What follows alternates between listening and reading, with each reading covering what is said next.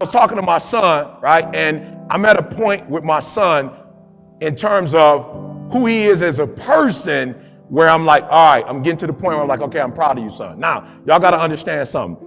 My mother grew up with 14 kids in a 3-bedroom house, right? One bathroom, south side of Chicago, 43rd. Watch.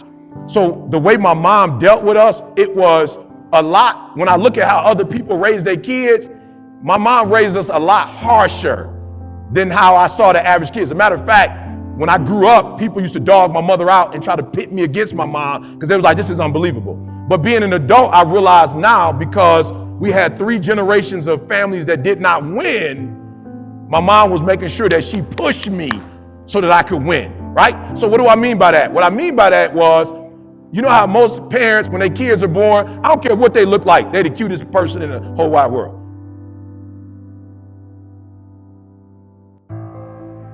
My mom wouldn't own that. My mom, if I was bad, he bad, right? Police used to come to the crib because I would steal, and they knock on the door, and my mom would be like, hold on, he downstairs. My mother would never say he didn't do it. She's like, let me call Eric upstairs real quick. Eric, did you steal something from the store? Teacher called the house, Eric was acting a fool in class. My mother never went, not my son. My mom was like, I know you was acting a fool. Please tell me what you did before we go up to the school. Right? So I deal with my son the same way, right? So I don't make myself proud of him for like doing stuff that really just should be proud worthy, but we just gonna make something up like, I'm proud of you, son. I don't do that. Like, for real, you gotta really do something for me to be like, I'm really proud of that, son. Why? Because I feel like if he was to be, let's just say he was gonna be living in my house for the rest of his life, I would treat him differently. I would, but he gotta go in the real world. So when he go in the real world, I don't want him to think that stuff that we congratulate, when he go in the real world, they're not congratulating, he like, what's going on? There's nothing going on, son. It's just the real world. You're not their son, so they're not going to clap for every single thing you do. So we're not going to make it look like the stuff that you do that you just should be doing on your own. We're not going to look like that's A-worthy. It's not. So I've been proud of my man the last couple of months. I'm like, yo, for real, I see it. Like, I see you are starting to, you know what I'm saying? Like, you starting to get this thing, boy, and I'm proud of you. I see where you're going with this. So we had a conversation recently because I see he on the way. And so I'm like, okay, I see you in a serious relationship. You young, you're in a serious relationship. I see you serious.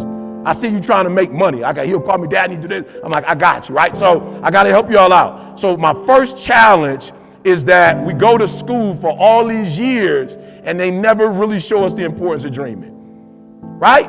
I look at school and I'm like, yo, the way school is designed is it's designing you to be prepared to work for somebody else. And I'm not even upset with that, but there's little of you that you get, right? Y'all got to work with me because this is deep, right? So I said to my son, son, I got to ask you a question, like, and I'm being serious. I said, do you believe you created yourself? He was like, what? I was like, do you believe you created yourself? He said, no. I said, do you believe there's a creator? He said, of course I do. I said, no, don't do that. Don't do the dad thing, because you know who I am and you know, like, I'm about that life. Like, don't answer like, I'm asking you for real, for real. You don't owe me nothing. This is you. Do you believe that there's something out here that's bigger than you? He said, of course I do, Dad.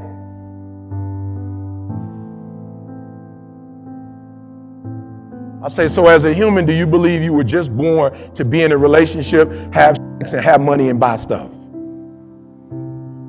No, I guess it's something bigger than that, Dad. It's like, I guess the other thing is a calling. I said, well, if you believe that, why have you never gone after your calling?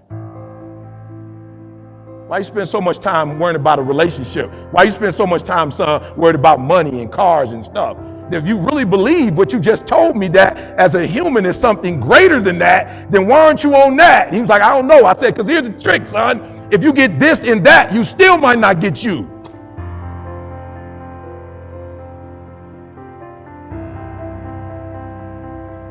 So I don't need you focusing on cars and money and stuff. You're going to get that. I need you to focus on why you were born in the first place. Why are you here on earth for this particular time? What are you doing here? Anybody can buy a car, son.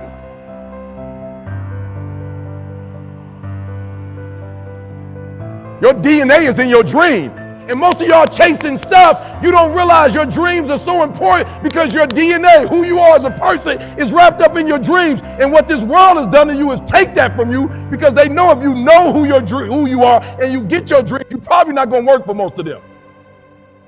You're probably not going to do most of the dumb stuff you do. If like for real, if you knew your dreams and you followed your dreams and you followed your DNA, most of you probably would have never been on drugs. I've never met a person before who knew who they were and was on drugs. Your DNA, your genetic information is in your dreams. Who you are as a person. And so what this society will do is tell you, you need to be on the Oprah Winfrey show.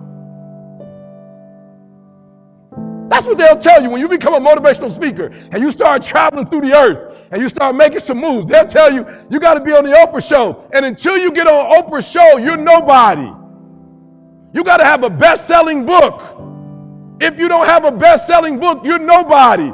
And so you start living your life not to do what you were born to do and what you were created to do. You start doing what everybody else wants you to do so you can fit in. And I'm telling you, I don't care how successful you are in that, you're not a success. Why? Because in your dreams, when God showed me the Nobel Prize, that was something that I had when I was 2 years old, but I wasn't mature enough for it. It's just recently that I've been mature enough to understand that. I watched LeBron get the championship, y'all. I saw LeBron win the finals. I saw him cry. I was there when MJ won when his father died. I saw him cry, guys. Have you spent a lifetime following other people's dreams? A mixture of their dreams and your dreams?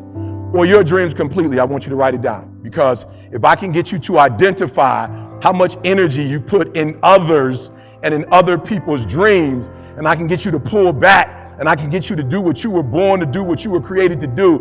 Whew. Now, why is dreaming important? I don't care what level you get to. I need you to dream, right? I need you to spend a considerable amount of time dreaming every single day. Let me tell you why.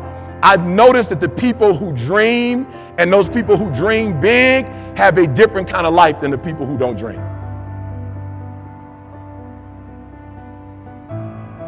So if you were here and you're like, I'm scared, whatever you do this for me. Do not sabotage yourself with fear. Fear is not real. That's something in your brain. Like, it does not exist. How do we get over it? You get over it by dreaming of what you can be. Come on, y'all got to hear what I'm saying.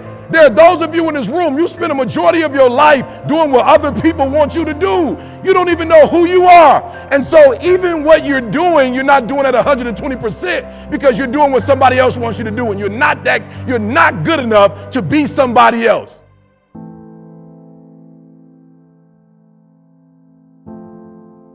So I need you to be selfish on the first tier, and that's dreaming. I need you to be real selfish because you can't help anybody else.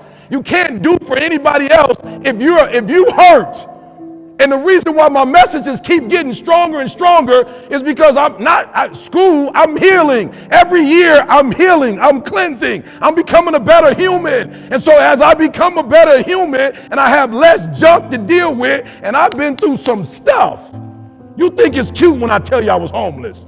You think it's cute when I tell you my father wasn't in my life. You think it's cute. My mom just wrote her book, and my mom told me to my face, son, I hated your guts for months, for years, because of that book. I'm like, Mom, what do you mean? Like, I didn't say nothing about our family. You told the world that I got pregnant with you when I was 17. I didn't want nobody to know. Imagine growing up in a house where your mother has set up a lie and changed your last name. And giving you a life that's not really real, it's fake, it's not real. And my mom is 60-something, she just let go.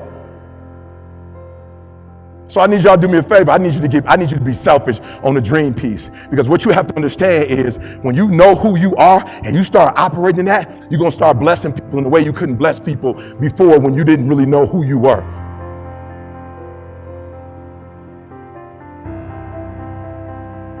So when I got on my son, like, son, come on, where's that grind, son? Where's that dog, son? Let's go. He was like, Dad, I'm not trying to be disrespectful, but I wasn't homeless. I'm not trying to be disrespectful, I wasn't homeless. You was homeless, I wasn't homeless. You actually took some of the dog. I'm not trying to be funny, so I'm not saying I was wrong in giving my kids something that we didn't have, but I was wrong because I didn't teach them that dog. So I just thought that they would just grow up in this big, beautiful neighborhood and go all these places and meet all these people. And the dog is just like something you automatically get. The dog came from what I went through. That the dog didn't come from school.